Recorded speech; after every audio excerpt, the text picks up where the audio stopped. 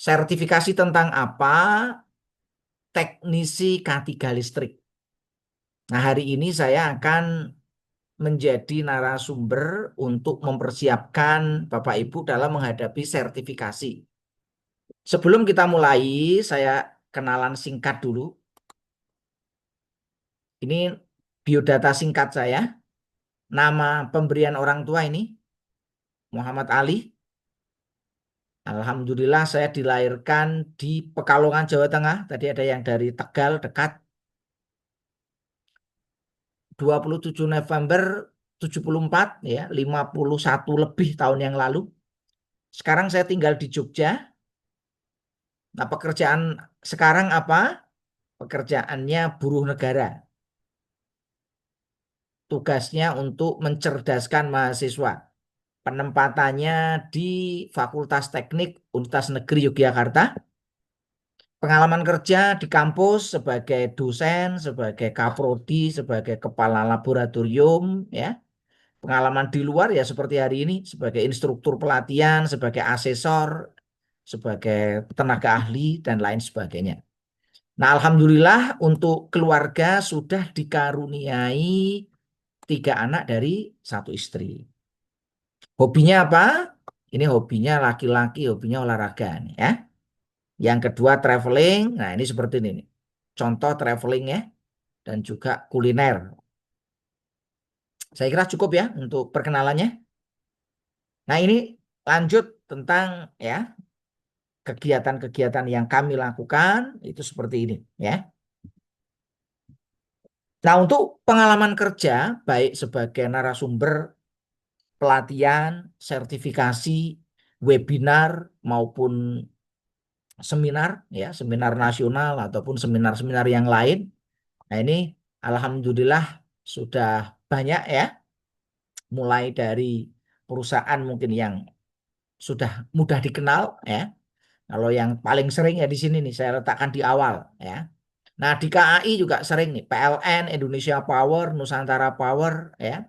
Itu apa namanya? Termasuk paling sering ya. Termasuk KAI, Balai Yasa ya dan perusahaan-perusahaan lain yang ada di Indonesia, baik perusahaan nasional, swasta, BUMN maupun perusahaan multinasional ya. Nah, untuk lebih jelas Anda bisa mengakses biodata saya ya, ada di sini, yaitu di channel YouTube saya. Channel YouTube-nya, nama channelnya ini. Nah, Bapak-Bapak nanti bisa melihat channel YouTube saya. Ini nama channelnya, ini isinya. Alhamdulillah sudah ada lebih dari 11.000 subscriber, Pak ya. Dan Alhamdulillah sudah lebih dari 500 video yang saya upload. Baik video panjang maupun video pendek atau short video. Nah, monggo yang tertarik ya untuk mengakses video-video ini karena video ini sebenarnya tutorial materi-materi ya terkait dengan masalah kelistrikan. Salah satunya ya tentang K3. Ini banyak K3 listrik saya bahas di sini. Baik K3 untuk teknisi, K3 untuk ahli, K3 untuk operator ya, termasuk nanti materi-materi terkait dengan bidang elektrikal. Oke, dari sini ada yang mau ditanyakan? Sebelum kita lanjut, perkenalannya sudah cukup? Kalau tidak ada, saya lanjutkan. Nah, saya ucapkan dulu selamat datang nih kepada calon teknisi K3 listrik. Harapannya nanti Pak Sapta dan kawan-kawan setelah pelatihan ini dilanjutkan dengan sertifikasi. Bapak-bapak semuanya nanti calonnya nanti akan hilang ya Pak ya. Jangan jadi calon terus. Kalau jadi calon terus ya ikut sertifikasi terus ya, ketemu dengan saya terus nanti. Nah, harapannya nanti calonnya hilang ya, sehingga nanti menjadi teknisi K3 listrik yang sudah tersertifikasi. Nah, mungkin bapak-bapak ini sebenarnya sudah kompeten, cuma belum punya sertifikat kompetensi aja, ya. Nah, harapannya nanti setelah mengikuti kegiatan ini ya bisa. Nah, ini tadi sudah saya capture foto bapak-bapak sekalian. Alhamdulillah tadi sudah menyalakan kamera semuanya. Nah, mohon untuk tetap menyalakan kamera karena dari naker kadang-kadang suka masuk nih. Ini kalau bapak-bapak nggak aktif kadang-kadang menjadi catatan, ya. Ya kecuali kalau memang ada sesuatu yang penting sekali, ya, sehingga tidak bisa menyalakan kamera, nanti bisa komunikasi dengan Mbak Via, ya, supaya nanti tetap aman, ya. Nah, tujuan kita apa melakukan kegiatan pembinaan, ya? Kenapa sih bapak-bapak ini perlu dibina, kan? Ya, mungkin kalau disertifikasi langsung ada yang sudah lupa mungkin materinya. Materinya seperti apa sih, ya kan? Karena sertifikasi itu identik dengan uji, Pak, ya. Pak Rudi Hartono kira-kira kalau hari ini langsung ujian sertifikasi siap atau tidak? Belum, Pak. Nah, belum, ya. Pak Tusiono yang pengalamannya 13 tahun kira-kira kalau hari ini ujian kira-kira lulus atau tidak ini? Tidak lulus, Pak. Nah, mungkin belum lulus, ya. Karena mungkin udah pada lupa-lupa. Tadi pretest hasilnya berapa tadi, ya? Nah, nanti itu bisa dijadikan sebagai barometer. Nah, tadi dari pretest tadi, kalau salah jawabannya kan muncul jawaban yang benar itu, Pak. Bapak nanti coba lagi sehingga nanti nilainya bisa lebih baik. Ya, itu untuk latihan, bukan untuk tes, ya. Itu untuk latihan saja. Nah, tujuannya apa? Kita melakukan pembinaan, semua pembinaan, semua pelatihan, ya, tujuannya adalah meningkatkan kompetensi. Karena untuk bekerja itu dibutuhkan kompetensi. Nah, kompetensinya apa? Ya sebagai teknisi K3 listrik. Nah, hari ini kita akan membahas materi terkait dengan proteksi petir dan instalasi listrik di ruang khusus. Termasuk ruang di gerbong itu kan khusus, ya. Instalasi listrik di gerbong kereta api itu khusus masuk. Instalasi listrik di tempat-tempat yang berbahaya itu juga khusus. Nah, kompetensi itu realnya seperti apa? Mampu mengetahui, ngerti Pak, ya? Mampu memahami, paham, mampu mengaplikasikan persyaratan K3 listrik pada pekerjaan-pekerjaan yang terkait dengan ini. Karena yang namanya pekerjaan listrik itu pekerjaan bukan main-main, ya. Pekerjaan yang di situ ada risiko dan bahaya. Bapak-bapak kalau bekerja dipastikan, ya, dipastikan kerja itu harus aman. Supaya aman gimana bapak-bapak sekalian? Ya bapak harus kompeten. Kalau tidak kompeten ya tidak aman, ya. Nah, nanti kita bahas. Nah, harapannya tidak hanya sekedar tahu, paham dan bisa mengaplikasikan, harapannya nanti mampu menganalisis. Oh, kalau kondisi seperti ini tuh aman atau tidak? Mampu mengevaluasi. Oh, kondisi seperti ini itu sudah layak atau belum? Ya. Instalasi listrik di gerbong, instalasi listrik di pembangkit, instalasi motor listrik seperti ini itu sudah aman atau belum? Sudah sesuai dengan standar atau belum? Dan harapannya nanti bisa melakukan maintenance, ya, instalasi listrik secara umum sesuai dengan standar dan persyaratan. Karena sekarang itu ya semuanya harus sesuai dengan apa? Standar dan persyaratan. Baik yang berlaku di Indonesia maupun internasional. Nah, ini harapannya ya Bapak-bapak sekalian. Bisa difahami semuanya? Siap, bisa, Pak. Nah, yang namanya listrik. Listrik itu ditemukan oleh para ahli di abad 19. Sekarang kita berada di abad 21. Jadi umur listrik itu udah 2 abad. Dalam umurnya 2 abad, listrik itu mengalami perubahan. mengalami perkembangan. Awal penemuan listrik yaitu adalah Alexander Volta yang menemukan tentang baterai atau aki atau sumber listrik DC. Dilanjutkan oleh Thomas Alva Edison yang menemukan bola lampu. Awalnya listrik itu tegangannya kecil, arusnya kecil, dayanya juga rendah sehingga tidak berbahaya. Kalaupun ada bahayanya, bahayanya itu sederhana kecil, ya. Demikian juga Michael Faraday pada saat menemukan listrik itu masih sangat sederhana, termasuk Nikola Tesla sebagai bapak dari ilmu listrik, ya. Nah, seiring dengan perkembangan, listrik mengalami perubahan.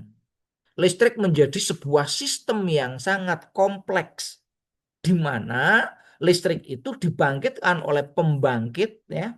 Pembangkitnya kapasitasnya sudah besar. Kalau tadi di Punagaya itu kan 100 mega. Di Indonesia Power tadi 100 mega. Yang tadi di Bakaru ya, PLTA itu kan berapa tadi? 60 ya. 60 mega itu per pembangkit. Sehingga apa di sini? Arusnya besar, tegangannya tinggi. Maka di sini bahayanya semakin besar. Untuk dikirim ke konsumen, maka perlu saluran transmisi. Tegangannya dinaikkan lagi. Masuk ke gardu induk, didistribusikan. Baru sampai ke pemanfaatan, salah satunya ke PT KAI ya Pak ya. PT KAI nggak punya pembangkit sendiri kan? PT KAI ambil listriknya dari mana? Dari PT PLN. Nah, PT PLN itu ngambil listriknya dari mana? Dari PT Indonesia Power, dari PT Nusantara Power, dari perusahaan listrik swasta. Nah, PLN nanti mengelola, mentransmisikan, mendistribusikan sampai ke konsumen. Nah, ini kompleksitas sistem tenaga listrik ya yang sangat tinggi. Nah, sistem tenaga listrik yang tinggi ini ya mempunyai risiko dan bahaya. Maka semua pelaku pekerja di bidang listrik harus paham tentang bahaya-bahaya ini, ya. Sampai di sini bisa difahami semuanya? Nah, sistem tenaga listrik kalau saya gambarkan seperti ini, ya. Jadi di sisi awal itu namanya pusat listrik atau pusat pembangkit tenaga listrik. Di Indonesia ada banyak pusat pembangkit tenaga listrik. Ada PLTU tenaga uap, ada PLTG tenaga gas, ada PLTGU tenaga gas uap, ada PLTP panas bumi, ada PLTA itu tenaga air, ada PLTD tenaga diesel, dan ada PLTMG tenaga mesin gas.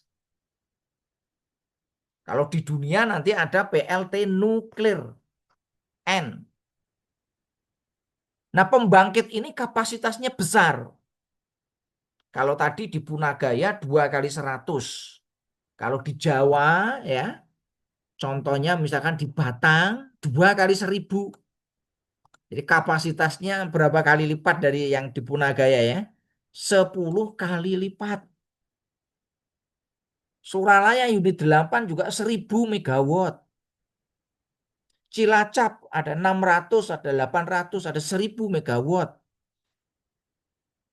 Cirebon ada 1000 megawatt. Python ada 400, 600, 800. Nah, ini adalah pembangkit-pembangkit yang besar. Nah, untuk sampai ke konsumen jaraknya bisa ribuan kilometer. Kalau kita lihat di peta ya, peta Jawa itu kan paling barat itu ada di Banten ya Pak ya, Suralaya atau di Merak, Merak Banten itu. Sampai ke paling ujung timur yaitu di Banyuwangi, Ketapang Pak ya. Jaraknya berapa? Ribuan kilometer. Maka untuk menyalurkan listrik dan dengan jarak yang sangat panjang, kita butuh yang namanya saluran transmisi. Jadi nanti listrik yang dari pembangkit tegangannya dinaikkan dengan trafo menuju ke saluran transmisi baik SUTET maupun SUTT, dikirim ke kota lain.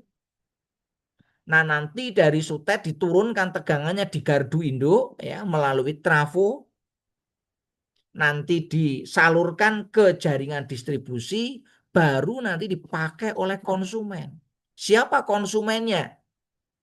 Bisa rumah tangga, bisa hotel, bisa rumah sakit, bisa kampus, bisa PT KAI, termasuk PT PLN sendiri, termasuk untuk pembangkitnya ya seperti Punagaya maupun Bakaru untuk menggerakkan ya beban-beban yang ada di pembangkit ya. Sampai di sini bisa difahami, Pak? Nah, proses bisnis energi listrik ini ada namanya tadi risiko dan bahaya.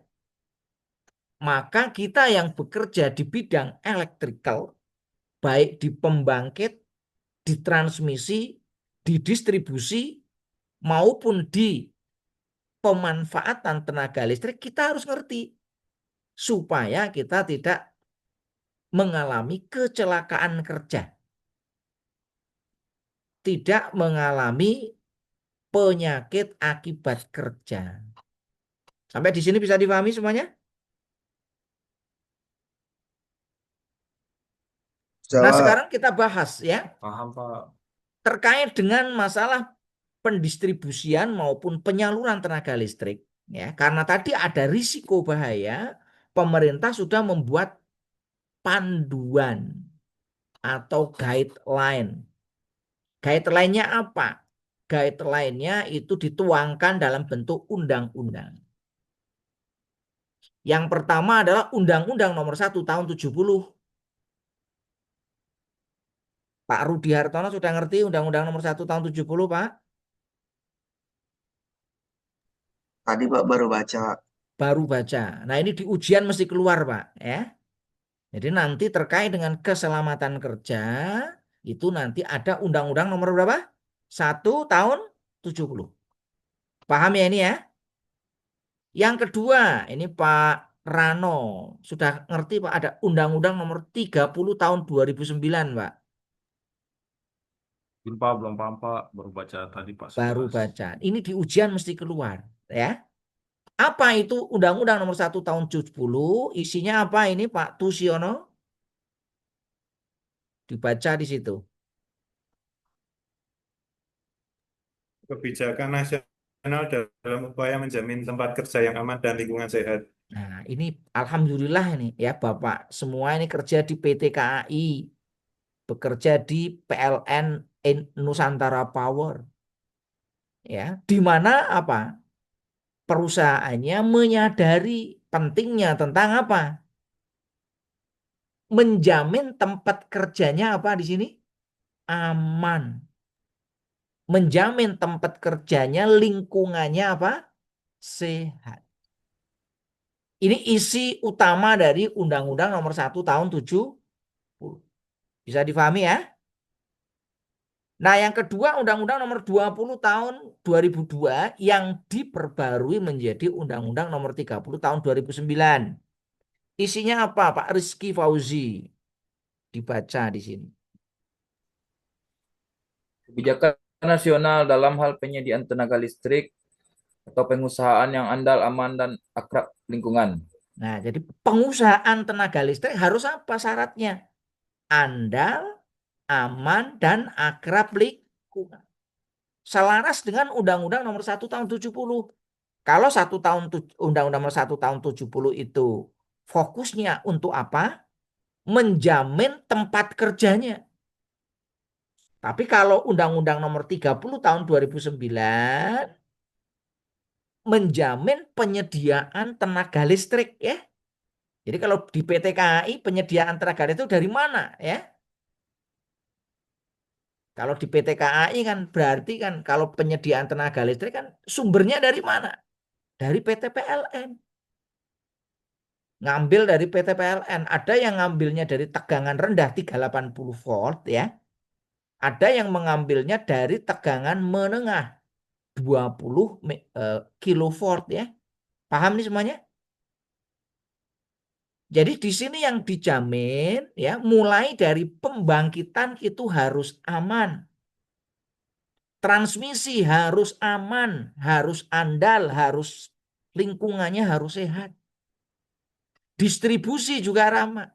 Termasuk nanti pemanfaatan baik di tempat kerja maupun bukan tempat kerja. Kalau Undang-Undang Nomor 1 tahun 70 dia fokusnya di tempat kerja. Paham nih semuanya? Nah, kalau Undang-Undang Nomor 30 tahun 2009 dua-duanya tempat kerja dan bukan tempat kerja. Sampai di sini bisa difahami? Ini mesti keluar di ujian, ya. Undang-Undang Nomor 1 tahun 70 dan Undang-Undang Nomor 30 tahun 2009. Nah, apa yang dimaksud dengan tadi ya? Pengusahaan tenaga listrik itu harus yang pertama apa tadi? Andal. Apa artinya andal? Silakan dibaca Pak Tri Wahyudi.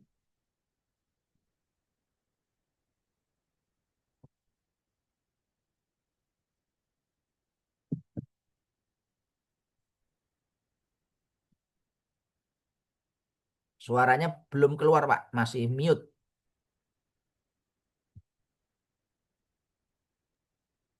Ya, silakan. Baik, Pak.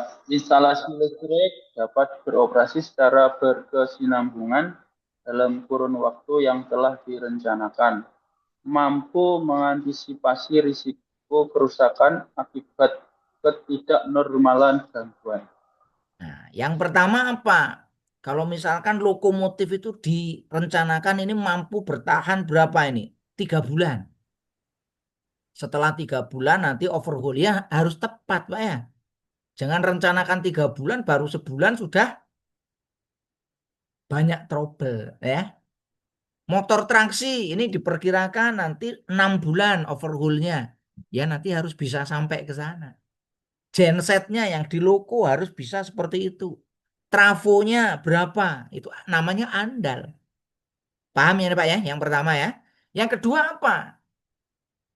Yang namanya andal itu bisa mengantisipasi risiko kerusakan. Oh misalkan gensetnya panas. Ya diantisipasi dengan panas itu. Oh pendinginnya ditambah ya. Oh mungkin dibersihkan supaya nanti apa? Tidak terlalu panas. Oh suaranya kok dengung ini. Nah ini nanti antisipasi. Ini ada kadang-kadang abnormal atau kadang-kadang ada gangguan. Yang kedua silakan Pak Roni. Apa yang dimaksud dengan aman atau bahasa Inggrisnya itu safety? Yaitu kondisi instalasi listrik yang bebas dari bahaya listrik, mekanik, kimia, biologi, termal, dan bahaya lainnya. Instalasi listrik aman bagi manusia dan makhluk hidup lainnya. Ya, jadi yang namanya aman itu terbebas dari bahaya. Paham Pak ya? Jadi instalasi listrik itu kalau kita bekerja bebas dari bahaya. Jangan sampai kita kerja ngecek ya, daily check atau monthly check, kita ngecek kita kesetrum Pak. Ada yang pernah kesetrum? Pak Jafar udah pernah kesetrum? Kalau kesetrum berarti belum aman Pak ya. Jangan sampai nanti kita kesetrum di tempat kerja ya. Paham semuanya? Ada pernah terjadi percikan api pada saat kita melakukan pengecekan daily maupun monthly? Kalau yang di pembangkit mungkin har ya ataupun overhaul. Ini mesin traksi, mesin DC kan mesin DC-nya pakai bras atau tidak itu yang dari Jakarta itu LRT ya. Kalau pakai bras kan kadang-kadang suka muncul percikan tuh ya. Brasnya. Kalau udah aus ya ini artinya apa? Ini ada bahaya.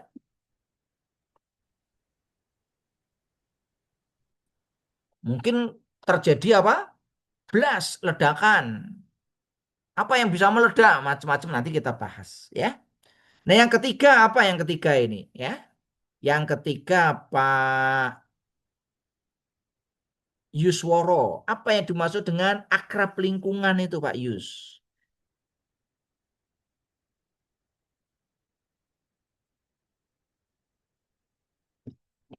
Silakan Pak Yusworo. Di unmute dulu Pak. Ya, Pak. Akrab dengan lingkungan yaitu kondisi instalasi listrik yang memenuhi ketentuan perundang-undangan di bidang lingkungan hidup. Nah ini ya, yang namanya instalasi listrik itu nggak boleh sembarangan Pak. Ya, instalasi listrik Bapak misalkan untuk jaringan distribusi ya nggak boleh sembarangan. Menyebabkan apa kerusakan lingkungan nggak boleh. Baik di bawah tanah ya, di udara pakai kabel tray ya harus benar-benar harus akrab lingkungan. Termasuk Bapak menggunakan genset itu kan. Gas buang gensetnya harus akrab lingkungan. Termasuk olinya Pak ya. Termasuk baterai, kalau Bapak menggunakan baterai, baterainya dibuang kemana? Itu enggak boleh, itu masuk B3 Pak ya. Oli, baterai itu masuk B3. Sehingga nanti harus ada penanganan khusus terkait dengan masalah-masalah. Bisa difahami semuanya? Ini Ya, semua bisa. diatur ya, diatur dengan undang-undang. Supaya apa Bapak-bapak sekalian ya?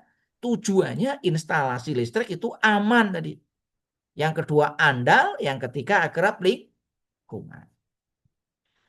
Nah, secara detail amanah dari Undang-Undang Nomor 1 Tahun 70 ini saya tuliskan di sini. Jadi kalau Bapak Ibu nanti ada pertanyaan terkait dengan Undang-Undang Nomor 1 Tahun 70, jawab ini udah cukup ya. Paham ya Pak ya? Nggak perlu dibaca lagi nih ya. Yang pertama apa? Pemberi kerja wajib menjamin keselamatan. Kalau nggak menjamin, laporkan ke Kementerian Ketenagakerjaan. Tapi kalau KAI ya nggak berani. Lah hari ini salah satu bukti Bapak Ibu menjamin keselamatan. Teknisinya disertifikasi. Bisa difahami ya Bapak sekalian ya. Yang kedua apa? Oh, Setiap kegiatan ya, aktivitas pekerjaan. Ini kalau di KAI contoh aktivitasnya apa nih? Yang daily check itu ngecek apa? Yang daily check. Kalau Pak Umar itu daily check atau monthly check ini? Monthly check, Pak. Monthly check. Yang dicek apa Pak? Yang listrik loh Pak ya. Yang kelistrikan tuh yang dicek apanya? Cek instalasinya, Pak. Instalasi AC, perangan, kayak gitu, Pak. Nah, itu dalam kondisi dia on atau off. Off iya, on juga iya, Pak. Nah, ada bahaya nggak di situ? Ya, Pak. Ada. Bahayanya apa? Ya, kesetrum, Pak. Nah, salah satunya kesetrum. Sudah dianalisis belum? Seperti apa, Pak? Nah, sudah dianalisis. Mestinya bahaya-bahaya itu sudah dianalisis. Diidentifikasi dulu. Setelah itu dianalisis, dievaluasi, diantisipasi. Bentuknya apa? Bentuknya nanti bisa work permit. Ada work permitnya nggak? Ya kan? Yang kedua bisa bentuknya work instruction. Bisa juga nanti bentuknya apa? SOP. Dokumennya nanti bisa berupa JS apa? Job Safety Analysis. Apa? JSA. Sudah ada ya? Ini amanah undang-undang. Kalau nggak dilakukan seperti itu bahaya ya. Yang ketiga amanahnya apa? Setiap tenaga kerja teknis harus memahami dan mempunyai apa? Sertifikat K3 di sini. Nah, alhamdulillah yang bidang listrik ini sudah dikirimkan. Harapannya nanti semua punya. Termasuk tadi lingkungannya harus dipastikan sehat. Nah, perusahaan harus menerapkan apa? Sistem manajemen K3. Syaratnya apa? Perusahaan yang mempunyai karyawan lebih dari berapa? Harus punya apa? sistem manajemen K3 atau perusahaan yang karyawannya kurang dari 100 ya, tetapi memiliki resiko bahaya. Nah, itu juga harus punya sistem manajemen K3. Nah, yang terakhir itu adalah setiap peralatan produksi. Nah, produksi itu apa aja? Macam-macam. Setiap peralatan produksi dan perkakas wajib memiliki apa di sini? SLO. Misalkan kalau di KAI itu ya misalkan apa itu gensetnya ya, motor traksinya, trafonya kalau yang punya di situ ya, penangkal petirnya, terus apa namanya? Instalasi listriknya itu harus dipastikan apa? Mempunyai apa? SLO, termasuk lokomotifnya ya Pak ya.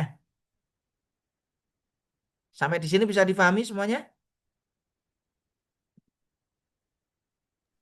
Coba. Nah, sekarang amanah Undang-Undang Nomor 30 Tahun 2009 ya. Ini ada beberapa amanah. Ini saya cuplikkan aja, nggak semuanya saya tulis ya Pak ya. Yang pertama Pak Hari Rauf, silakan dibaca.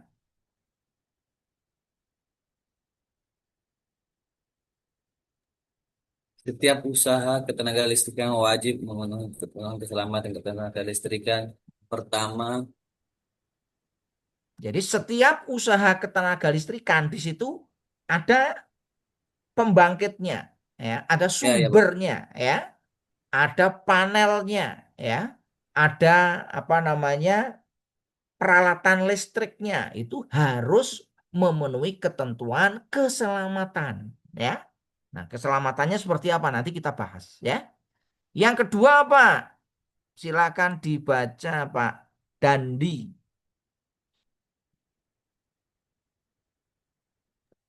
Setiap peralatan dan pemanfaat tenaga listrik wajib memenuhi ketentuan standar nasional Indonesia, Pak. Nah, ini peralatan-peralatannya yang digunakan di sana harus mempunyai apa? Ketentuan SNI. Jangan menggunakan peralatan listrik abal-abal, Pak ya. Contohnya apa misalkan ya? Kita menggunakan lampu, Pak ya. Lampunya harus SNI. Saklarnya harus SNI. Circuit breakernya harus SNI. Panel listriknya harus SNI. Apalagi Pak, fitting lampu harus SNI. Proteksi petirnya harus SNI. Ini untuk menjamin keselamatan. Berikutnya Pak Teddy, yang berikutnya Pak. Tiap tenaga teknik dalam usaha ketenaga listrikan wajib memiliki sertifikat kompetensi tenaga teknik ketenaga listrikan. Nah ini ya, terkait dengan masalah sertifikat kompetensi tadi. Ini yang diuntukkan adalah tenaga teknik Pak. Kalau administrasi ya tidak wajib. Bagian apa namanya marketing ya nggak wajib. Yang wajib tenaga teknik. Nah Bapak termasuk tenaga teknik enggak ini? Pak Teddy masuk tenaga teknik ya? Termasuk, Pak. Termasuk. Maka di sini wajib punya sertifikat kompetensi. Yang berikutnya Muhammad Rizky Fauzi. Setiap kegiatan usaha ketenaga listrikan wajib memenuhi ketentuan yang disyaratkan dalam peraturan perundang-undangan di bidang lingkungan hidup. Nah, ini tadi lingkungan hidup ya, ini harus dipenuhi. Berikutnya Mas Pak Tulus, silakan.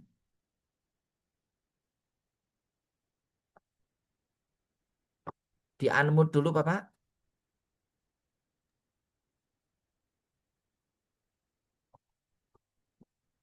Setiap badan usaha penunjang tenaga listrik wajib memiliki sertifikat badan usaha sesuai klasifikasi dan kualifikasi, Pak. Nah, artinya apa ini? Ya kadang-kadang KAI atau PLN Nusantara Power ini kan melimpahkan pekerjaan ke pihak ketiga ya Pak ya. Contohnya apa Pak Tulus kalau di sana yang melibatkan pihak ketiga itu apa Pak? Kalau di tempat kerja kami biasanya untuk kren itu, Pak. Nah, kren ya, untuk kren, Iya, Pak. alat angkat ya. Nah, itu melibatkan pihak ketiga, maka pihak ketiga ini wajib memiliki apa? Sertifikat badan usaha sesuai klasifikasi dan kuantifikasi. Jadi nggak boleh sembarangan Pak ya. Atau misalkan trafonya bermasalah mengundang pihak ketiga. Misalkan trafonya pakai merek apa ya? Mereknya misalkan Unindo atau Travoindo atau Bambang Jaya atau Siemens atau Schneider atau merek-merek yang lain bermasalah yang ngundang pihak ketiga tadi. Maka pihak ketiga ini punya kualifikasi, tidak boleh sembarangan. Bisa dipahami? Berikutnya Pak Sapta, silakan.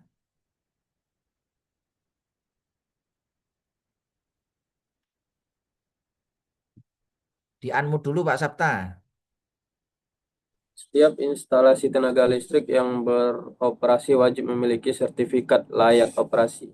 Nah, ini yang untuk peralatan listriknya Pak ya. Misalkan apa? Genset. Ini wajib SLO. Kalau gensetnya lebih dari 200 kVA. Di sana ada genset Pak? Ada, Pak. Ada. Berapa kapasitasnya? 50 kVA, Pak. Oh, kalau 50 nggak perlu sampai SLO ya, tapi izin ya. Nah, ini terkait dengan untuk ya, yang berikutnya ada proteksi petir, penangkal petir ada nggak? Nah, ini wajib di SLO ya. Trafo ya.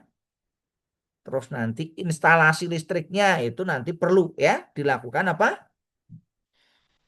Jadi nanti di dalam instalasi listrik untuk menjamin keselamatan kita perlu untuk melakukan yang pertama apa?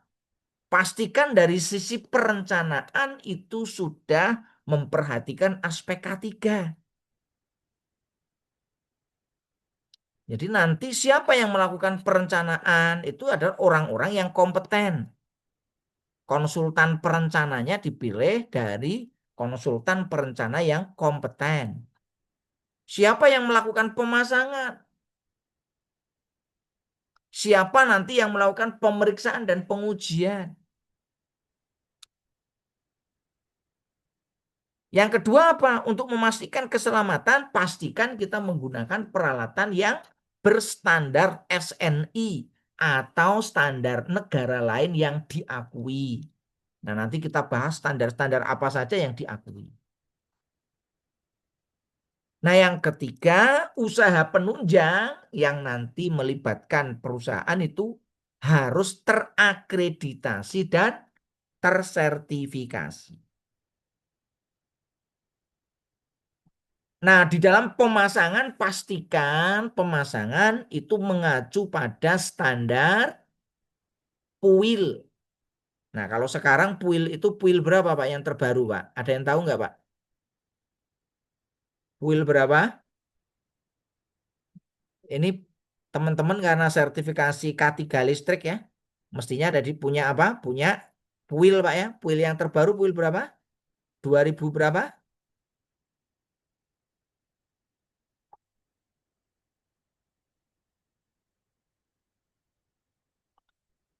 Pak Munawar PUIL berapa Pak?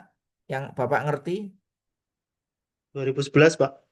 2011 itu yang sebelumnya. Kalau yang terbaru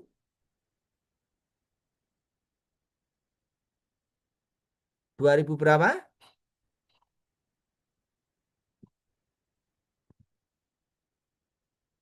2020 ya. Nah, ini yang terbaru. Maka di sini ya mulai dari perencanaan, pemasangan ya. Persyaratannya tadi apa? Perencananya yang melakukan pemasangan ya kan? Ini harus sesuai dengan peraturan perundangan. Nah, kalau sudah dipasang, dilakukan apa, Pak, di sini, Pak? Pemeriksaan dan pengujian. Bisa difahami, Pak?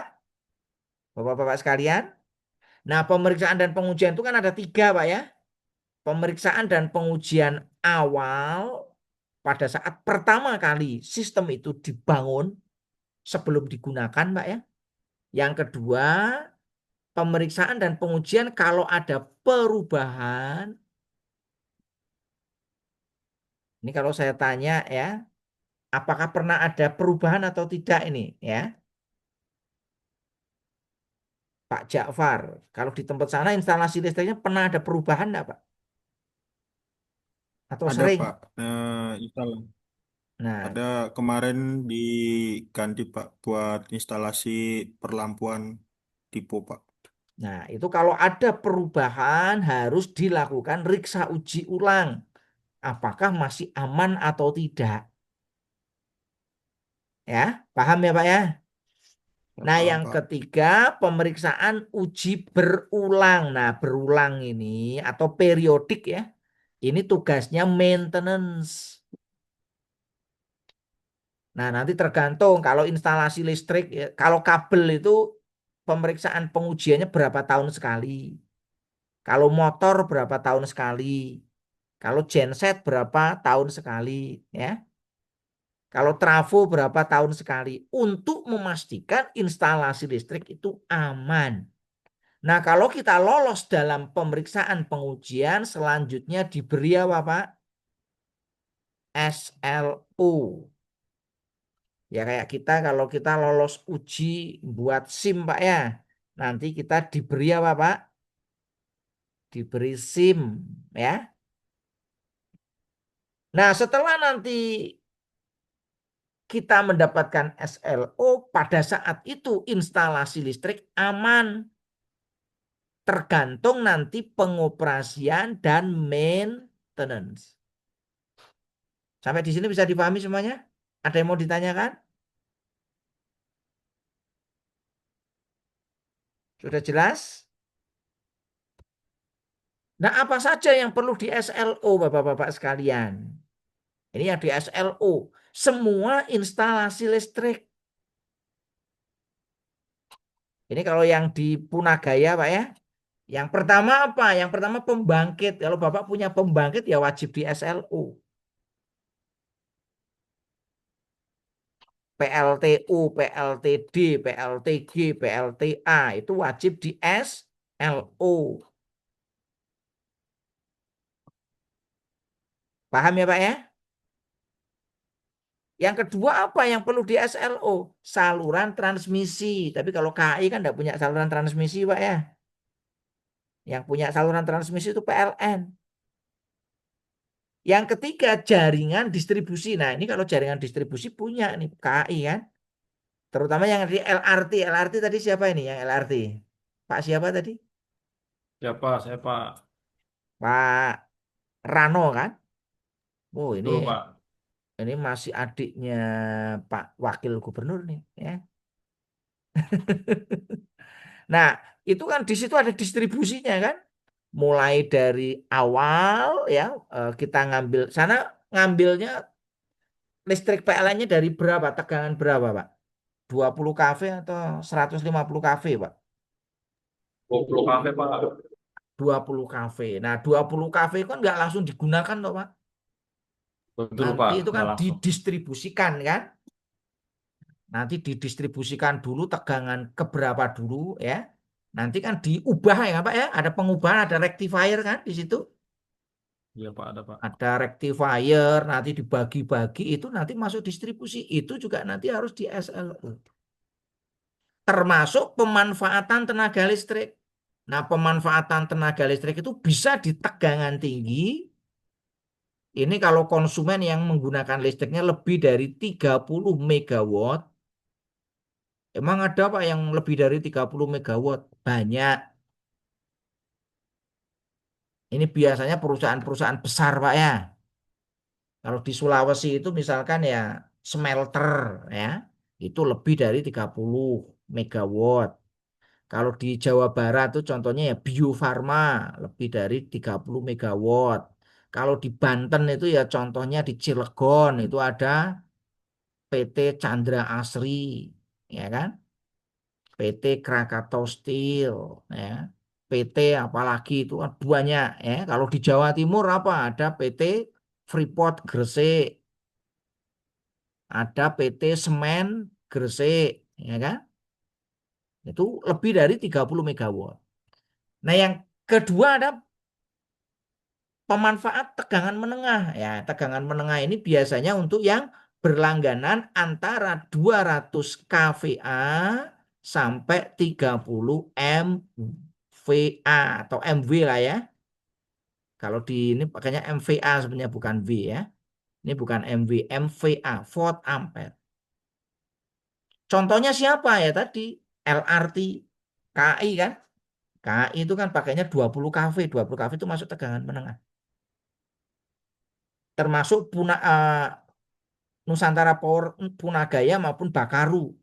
Itu ya karena untuk pemakaian sendiri kan ngambilnya dari 20 kV atau bahkan 150 kV ya. Bisa difahami ya Pak ya? Tadi Bisa, Pak. yang dari Punagaya mana nih? Pak siapa tadi? Lupa saya namanya. Dari Punagaya Pak siapa? Pak, dari Raup, Pak, Raup. Pak Raup. Itu Ya, Pak. pemakaian sendirinya berapa megawatt Mas? Berapa MV Mas? Kalau satu unitnya dia 100, Pak. Untuk pemakaian sendiri Iya, 5 pemakaian sendiri 5, Pak, 5 kafe, Pak. 5 kW. Mega. 5 mega ya. Ya. 5 mega. Kalau 5 mega berarti masih pakai 20 kV ya. Ngambilnya dari ini ya. Ya, Dari Pak. Garduido ya. Ya, Pak. Ya, 20 kV. Termasuk tadi yang Bakaru itu Pak Khoiril ya. Nah, berikutnya yang pemanfaatan tegangan rendah ya contohnya tadi di stasiun-stasiun ya Pak ya. Stasiun-stasiun kan nggak besar-besar kan. Paling stasiun kan untuk lampu ya kan. Untuk komputer ya kan. Office. Untuk apa namanya? Penerangan ya paling untuk lampu, untuk pompa air ya kan. Biasanya nggak terlalu besar itu, kurang dari 200 kW ya, kVA ya. Maka biasanya langganannya pakai tegangan berapa? Tegangan rendah. Tegangan rendahnya berapa? 380 volt. Bisa difahami semuanya, Pak? Ya. Ini semuanya harus SLO ya. Baik di pembangkit, transmisi, distribusi, baik pemanfaatan di tegangan tinggi, tegangan menengah maupun tegangan rendah. Termasuk rumah, Pak ya. Jadi Bapak kalau mau masang listrik PLN, ya kan, sebelum PLN masang, ini harus punya apa, Pak? SLO, Pak ya. Paham semuanya ini? Paham, Pak. Rumah Bapak kalau belum punya SLO ya PLN nggak berani masang karena risiko bahaya. Begitu dipasang langsung terjadi ini kan bahaya. Ya.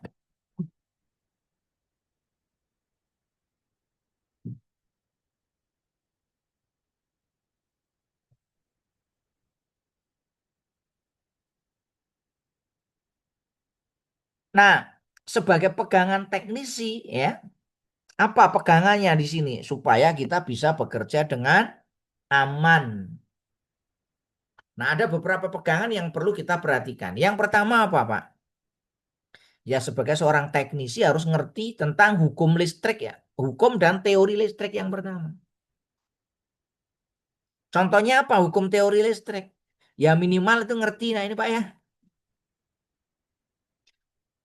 Persamaan-persamaan apa ini? Hubungan antara daya, tegangan, arus, dan hambatan. Baik di listrik AC maupun DC. Hukum Ohm ini harus ngerti lah ya. Bisa difahami Pak? Yang kedua apa? Ya seorang teknisi harus ngerti standar supaya nanti kita bisa bekerja dengan baik. Nah yang ketiga harus ngerti tentang peraturan-peraturan yang berlaku. Dan yang empat ngerti tentang rule of thumb. Ya.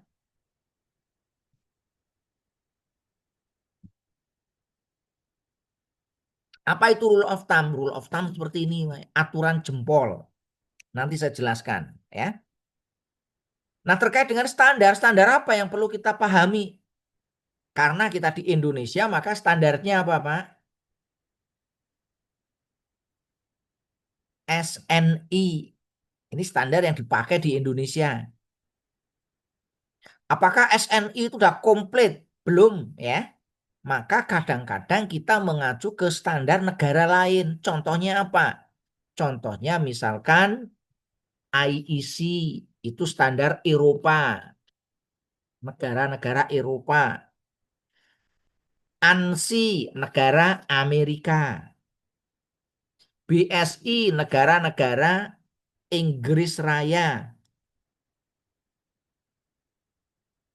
GIS, GEC, Jepang, ya. Ini standar-standar negara Jepang. SAA, standar negara Australia dan New Zealand. VDA, Jerman. DIN, ini negara-negara rasnya Jerman dan Belanda. Kalau barang-barang berbahaya, standarnya mengacunya kemana? Ke CSB atau ke MSDS, Material Data Safety Sheet, ya, atau ke EX. Kalau tentang api, bahaya-bahaya api mengacunya ke standar internasional NFPA, ya. Kalau terkait dengan material mengacunya kemana? ASTM. Kalau mengacu terkait dengan keselamatan mengacunya ke NEC. Kalau manajemen mengacunya ISO. Kalau uji-uji tentang kelistrikan mengacunya ke IEEE. Dan kalau terkait dengan mesin-mesin listrik mengacunya ke NEM. Sampai di sini bisa difahami semuanya? Nah, Bisa, apakah Pak. semua standar perlu kita hafal? Enggak, Pak, ya. Standar enggak untuk dihafal. Jadi kita teknisi, ya. Kalau kita mengerjakan sesuatu ya kita harus ngerti standarnya gimana. Nanti kita bahas contoh-contoh standar, ya. Nah, tadi pekerjaan terkait dengan bidang kelistrikan itu ada bahaya. Bahayanya apa? Ini di ujian selalu keluar.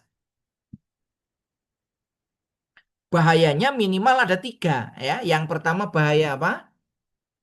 Shock, ya.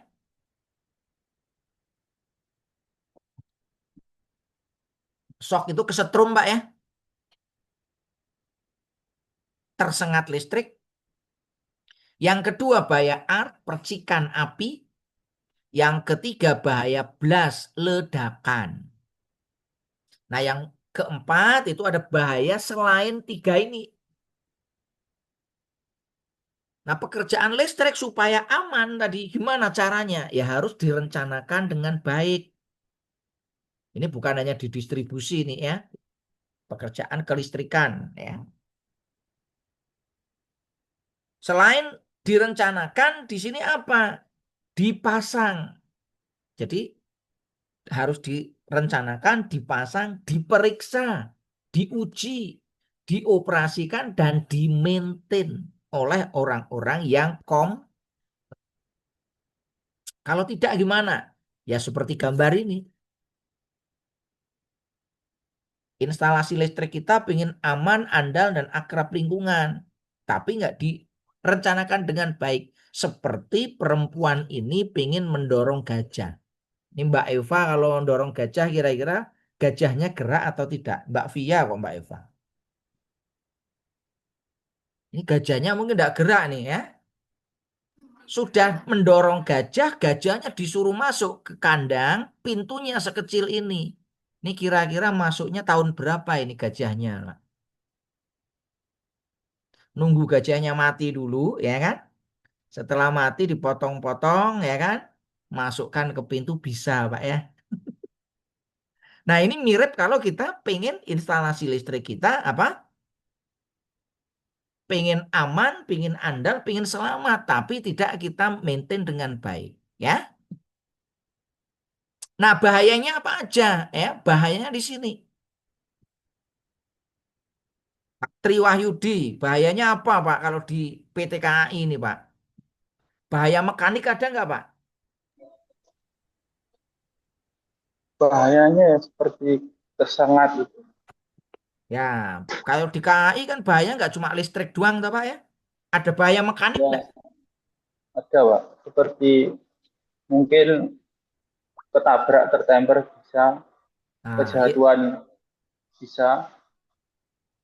walaupun kita teknisi listrik, lingkungan kerja kita di situ ada bahaya mekanik. Karena di situ ada apa? Ada logo, Pak ya. Ya, kita kadang-kadang kita tuh terjebak trap di situ, nggak bisa keluar. Kadang-kadang kita tertabrak, kadang kejatuhan. Itu bahaya mekanik. Kalau bahaya listriknya tadi kan, Pak ya. Bahaya kimia ada nggak ini Pak Tusiono?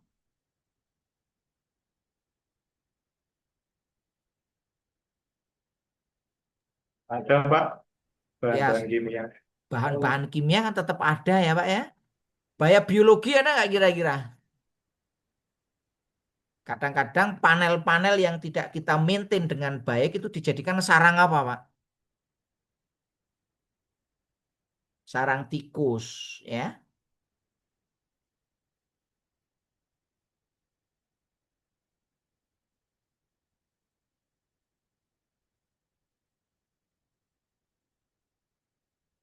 Ya, maka kadang-kadang sarang tikus ada ular. Nah, ini bahaya biologi. Kadang menggunakan bahan radioaktif, ada bahaya di situ. Kadang di situ ada bahaya termal, panas. Contohnya genset, mesin-mesin ya kan.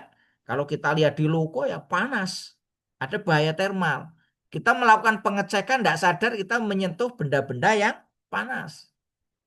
Ada bahaya gas bertekanan. Ada bahaya rotating machine. Ini yang di Balai Asa.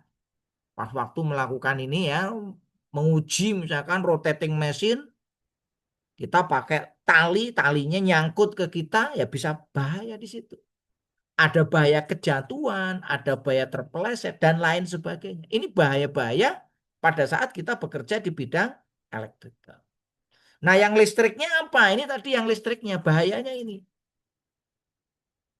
Tersengat listrik, ya, bahaya percikan api, dan bahaya blast. Tersengat listrik itu ya kesetrum seperti ini, Pak ya. Nah, kalau percikan api ini bisa menyebabkan apa, Pak? Kebakaran, ya. Nah, yang ketiga itu bahaya blast, ledakan. Nanti apa saja yang bisa meledak, ya. Nah, yang keempat bahaya lain. Apa bahaya lain itu? Yang pertama ini Pak Rudi silakan dibaca.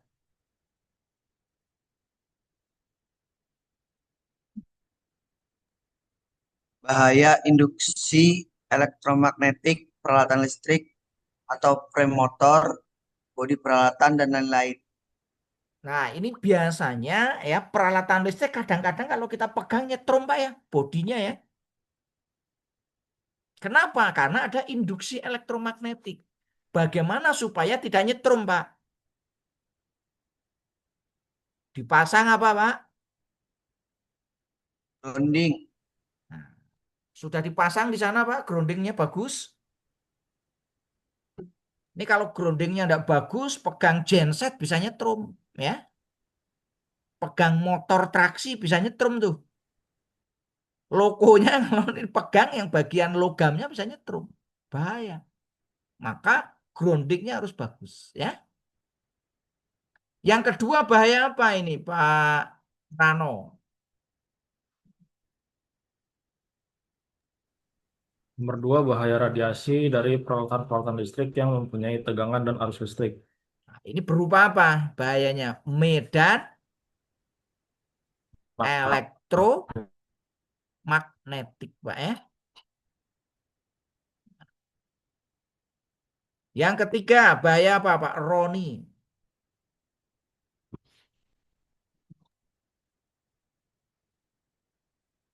Bahaya terpleset ketika sedang melakukan pekerjaan listrik. Nah, ini kadang-kadang terpeleset, ya kan? Padahal di situ dalam kondisinya itu bertegangan. Nah, ini bisa bahaya. Maka kita harus pastikan kalau bekerja, tempat kerja tidak licin, Pak ya. Identifikasi apakah ada ceceran oli atau tidak. Karena oli itu kadang-kadang nggak kelihatan, Pak. Karena oli itu kan bening, Pak ya. Kalau di situ ada oli bocor, ya kita pastikan di situ aman. Ya. Yang berikutnya Pak Umar, silakan. Yang berikutnya bahaya, Pak. Bahaya jatuh dari ketinggian pada pekerjaan instalasi dan pemeliharaan listrik. Nah, ini ganti lampu. Beberapa lampu kan bukan pakai bolam. Kalau pakai yang bola lampu, pakai alat itu kan ada itu. Kadang-kadang kita alatnya yang atau bola lampu kadang-kadang nggak bisa pakai alat itu karena sudah saking panasnya ya kayak lem itu nempel di situ, fittingnya rusak. Maka kita harus naik ke atas. Nah, ini kadang-kadang kalau kita masang lampunya kebalik bahaya, Pak ya. Masang saklarnya kebalik kan. Kadang-kadang yang disaklar itu harusnya apa, Pak? Yang disaklar itu positif atau negatif, Pak? Positif, Pak. Harusnya positif. Di lapangan ada nggak yang disaklar itu negatifnya, Pak? Atau netralnya? Ya, Pak. Ada kan? Kalau yang dipasang netral berarti kalau saklarnya dimatikan, lampunya masih bertegangan enggak itu? Fittingnya Masih, Pak. masih bertegangan. Kan enggak mungkin mau ganti lampu kita matikan total, Pak ya. MCB-nya ya. Nah, ini berbahaya. Ini bisa kadang-kadang kesetrum karena di ketinggian kaget jatuh. Ya, paham ya? Yang berikutnya Pak Hari Rauf, bahaya apa?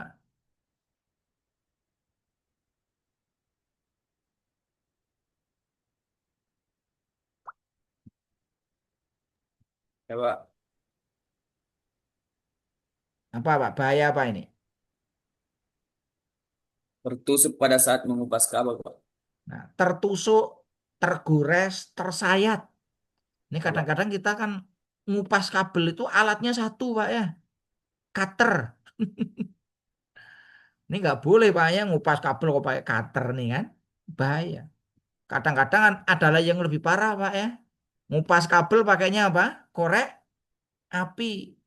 Ini kalau di KAI kadang-kadang dilakukan enggak, Pak? Nyari alat pengupas kabel nggak ada, adanya korek ya, pakainya korek ya. Bahaya nggak itu? Bahaya, Yang Pak. yang lebih parah pakainya apa, Pak? Bukan pakai korek api, tapi pakainya apa? Kadang nggak bawa alat ini kan. Padahal sudah mau ganti, kadang-kadang pakai darurat. Pakai apa, Pak? Pak. Digigit, Pak. Pakai gigi. Ada yang pernah, Pak? Nah, ini bahaya. Berikutnya ada bahaya panas, tersentuh peralatan-peralatan panas dan bahaya lainnya banyak sekali, ya. Nah, ini terkait bahaya. Nah, bagaimana cara mencegah bahaya tersengat listrik? Ada banyak cara mencegah bahaya tersengat listrik. Kalau yang paling aman yang mana, Pak? Supaya tersengat listriknya hilang, ya. Ya, paling aman pakai ini, Pak. Gunakan tegangan yang aman. Berapa tegangan yang aman? Menurut standar IEC, tegangan yang aman kalau AC kurang dari 50 volt. Kalau DC kurang dari 120 volt. Walaupun di beberapa standar mengatakan tegangan yang aman baik AC maupun DC kurang dari 50 volt. Masalahnya kalau tegangannya pakai 50 volt ya kan, motor traksi bisa kerja narik gerbong itu enggak, Pak? Lokomotif tegangannya pakai 50 volt, Pak. Bisa nggak kira-kira narik gerbong yang sebesar itu? Nggak bisa, Pak. Nah, yang ditarik nanti mainan, Pak ya. Mainan anak-anak ya. Maka nggak bisa. Tidak semua bisa pakai tegangan itu. Maka langkah yang kedua apa, Pak? Kita pasang apa? ILCB. Sudah dipasang LCB ini, Pak? KAI sudah?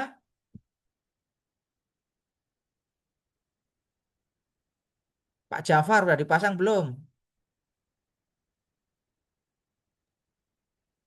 Kurang tahu Pak kalau itu Pak. Nah, ini penting nih, dipastikan nanti ya yang bagian untuk elektriknya, ya kan? Apakah instalasi listriknya sudah dipasang apa? ILCP PLCP. atau pakai RCBO,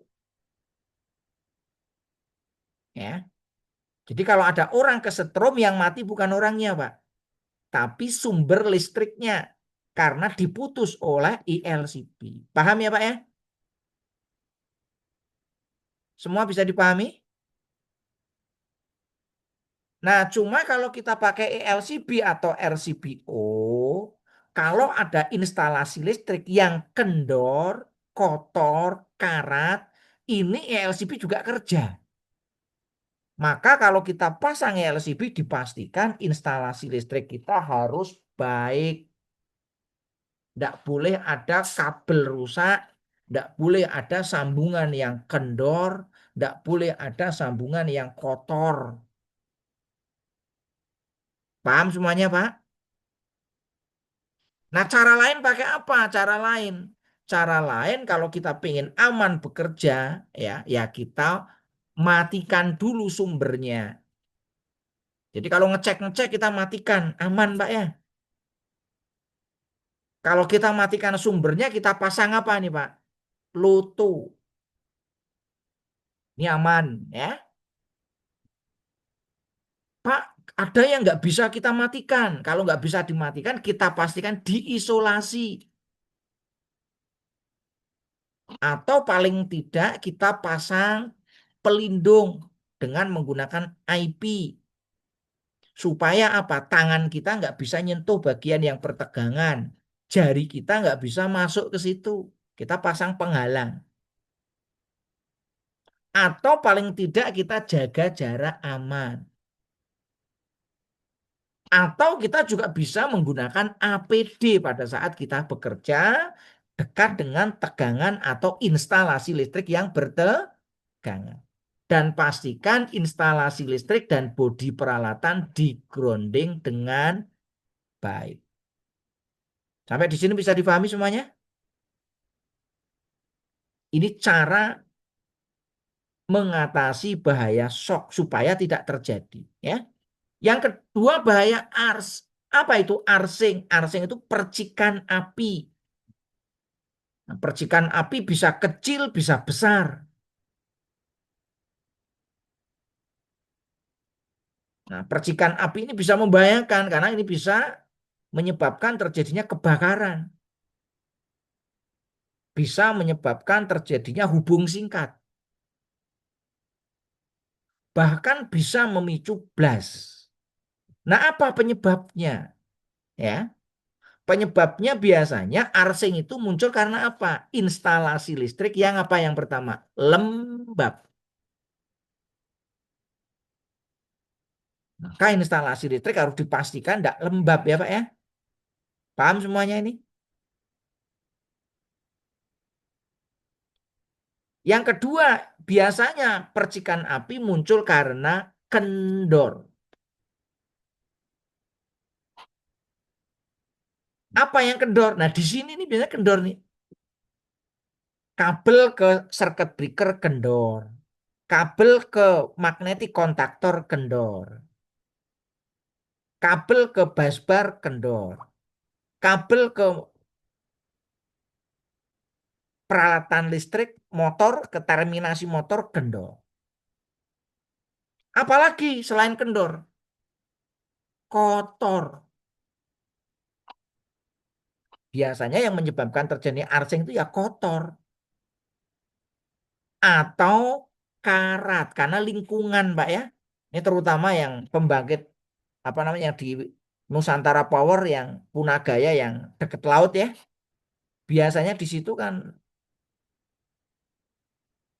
kadar garamnya sangat tinggi. Atau yang di KAI yang dekat-dekat dengan laut ya kayak Semarang. Semarang itu kan kadar garamnya tinggi, Pak ya. Kan dekat laut ya. Jalur-jalur dekat laut itu kan kadar garamnya tinggi.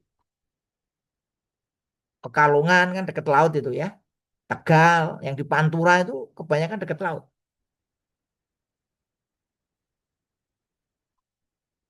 Kalau Madiun nggak deket laut Pak ya, aman ya. Aman, Pak. Ya, itu kalau daerah Madiun, daerah-daerah yang agak ke tengah itu kan jauh dari laut. Tapi kalau yang Pantura gitu kan, Surabaya,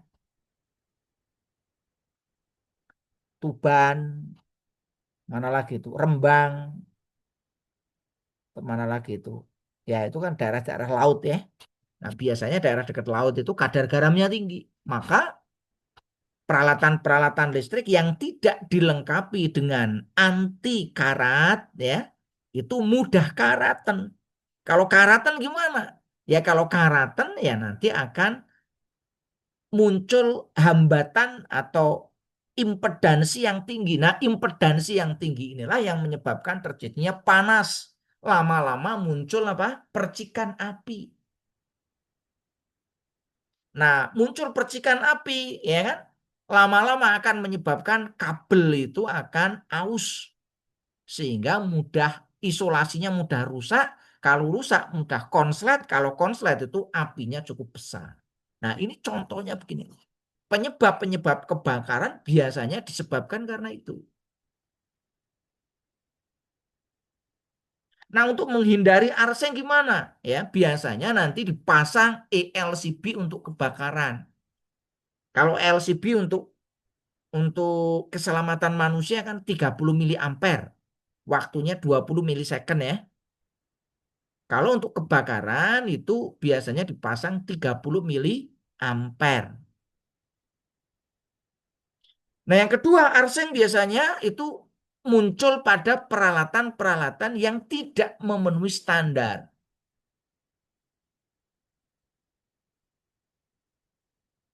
Arsen bisa muncul pada peralatan-peralatan yang tidak dilakukan pemeriksaan dan pengujian. Maka ini pentingnya, ya kan? Cara mengatasinya gimana? Ya lakukan pemeriksaan dan pengujian. Lakukan pemeliharaan. Ada yang daily check, ada yang monthly, ada yang 3 monthly, ada yang yearly. Itu adalah untuk pemeliharaan. Nah, biasanya arsen terjadi di sini, terminasi. Bukan termi goreng, Pak ya. Terminasi. Dan sambungan biasanya ini ya, jointing. Kadang-kadang teman-teman kalau nyambung kabel itu kan yang penting nyala Pak ya. Nah ini kadang-kadang jadi masalah.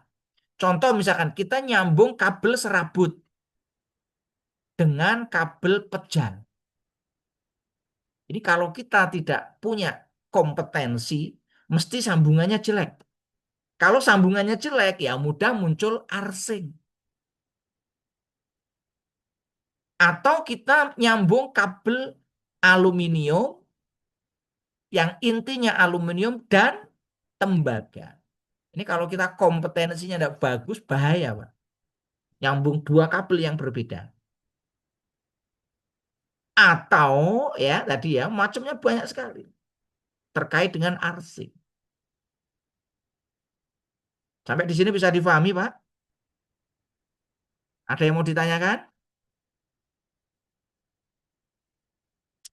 Nah, yang ketiga bahaya blast. Apa yang bisa terjadi ledakan? Tadi saya jelaskan yang namanya peralatan listrik ya, itu ada risiko dan bahaya. Nah, ini bahayanya blast. Ini bahaya blast yang terjadi di trafo. Yang sebelah kanan bahaya blast yang terjadi di panel tegangan menengah.